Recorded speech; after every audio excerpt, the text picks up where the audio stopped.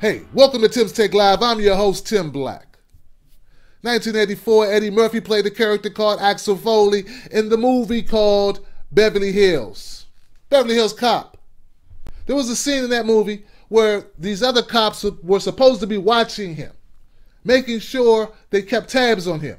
And what he did was, he saw them, he went and got some bananas, and he stuffed those bananas into the back of the vehicle, in their tailpipe.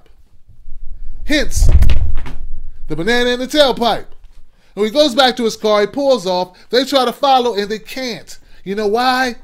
Because no air can get to the engine, and it stalls out. All because of that banana in the tailpipe. Now, I brought this scene up just for one, to let you know I like Eddie Murphy and I always thought he was a comedic genius. But number two is because people are saying is while we watch these other stories unfold, you know, the Donald Sterlings, the Malaysian airliner, and now this guy Elliot Rodger, we're taking our minds off the real shit that's going on. In other words, we're falling for the banana in the tailpipe. Well, guess what, guys? I'm not going to let the mainstream media put the banana in your tailpipe.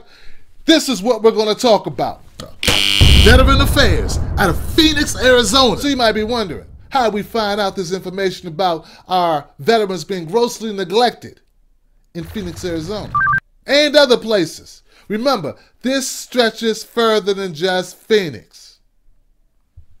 We know because someone blew a whistle. Yeah, it wasn't about covert activities. It wasn't about NSA spying. It's about us not taking care of our own. Sam Foote of Phoenix, Arizona. He was employed there. He's coming up for retirement, and he said, let me go out in a blaze of glory. Let me get some justice for my veterans. Better late than never. And you know what?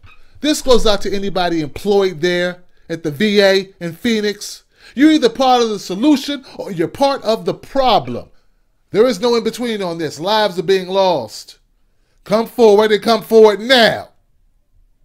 Or be forever known as the shithead that you are. You're borderline murderers. Here's the deal. So, after the prompting of the media, pushing and prodding on this issue, the Inspector General went in and they did an assessment. So they did their watchdog shit and they went to looking at the books. And they discovered scheduling practices that were unethical and downright fucking lies. I mean it. This is what I mean. I mean that in their records it shows that veterans take an estimated 24 days to see a primary care physician for the first time. You know what that number really is? 115. It's estimated that over 40 people have died waiting for care at the VA. 40. The shit is unconscionable. You're deliberately cooking the books to make it look like, and you know what? I had to go and find out because I said, how do you cook a book to make a person look like they're being seen within a time frame that's suitable? One of the ways they do it is they cancel your appointment for you. Yeah, that's what they do. If you don't check in early, they cancel your appointment and say, canceled by patient. The other thing they do is they were asking patients. They said, what day would you like to come back for an appointment? And then they choose a day that you said you couldn't come in. That's when they would schedule it. And then when you couldn't make it, they cancel that appointment. Crafty, aren't they? Oh, they're slick up there at the VA. Just not slick at helping people. Another way they cooked the books with their scheduling tactics was they only scheduled you out for 30 days. They only kept 30 days of people in their scheduling system. 30 days. If you couldn't be seen within that 30 day, they didn't schedule you. They said, call us back in another 30 days and we'll schedule you. And if you call back in another 30 days and they didn't have anything to fit you in that 30 days, they said, call back again in another 30 days. So when every time they had to do the audit of the books, it looked like they were only seeing people within 30 days. Another thing they did in order to cook the books was instead of putting you into the electronic wait list, they put you in some antiquated system, a manual system, so you wouldn't come up in the report at all. That way, if they canceled, nobody knew. If they never saw you, no one would know. Shameful shit.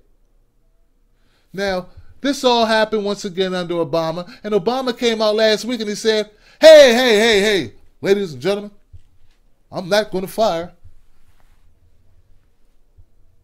Shinseki. Nope, I'm going to stand by him for now. Fuck you. Fix it and fire this fucking guy. Now, I know that we play partisan politics here in Washington. I know that's what's going on. You don't want to fire him because it looks bad on your administration, but you know what? This guy's got to fucking go. I don't know how you do anything other than this and still look in the fucking mirror. But in my opinion, most politicians don't look in mirrors because they would crack them all. Because it's all bullshit. We play partisan politics and we play gotcha.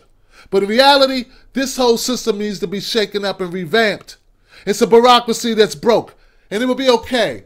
But it's people's lives, you fucking fucks. It's people's lives, their futures, their capacity to live.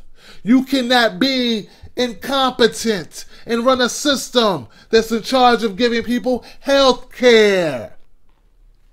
For once, you fucking fucks, put the best and brightest in charge and get rid of anybody else. No cousins, no nephews, no nepotism. No buddies, nobody you owe a favor to. This ain't House of Cards, motherfucker. These are real people's lives. So, what's really the problem? Is it a monetary issue, or is it just a lazy fuck issue of government employees not doing their jobs? I think it's a little bit of both, and I think it's the leadership. Maybe not so high at the presidential level, though. I mean, you got to realize that presidents really don't know what's going on in individual departments. They have meetings.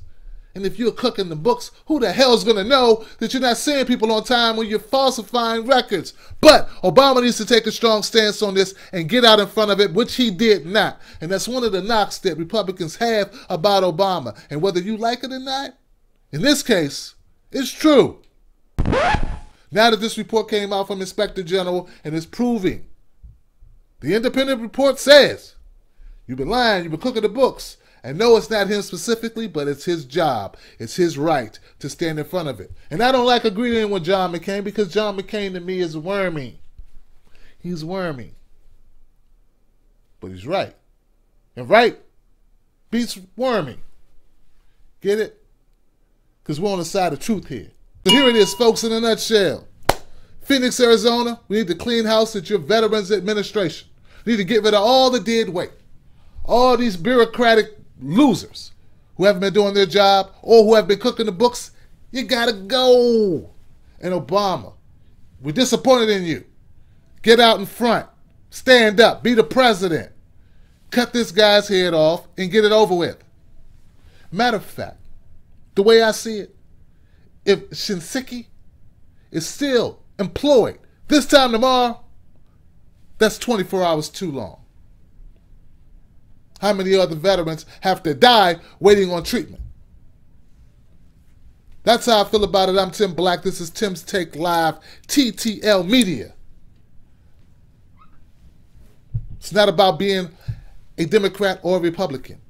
It's about being fair to our veterans.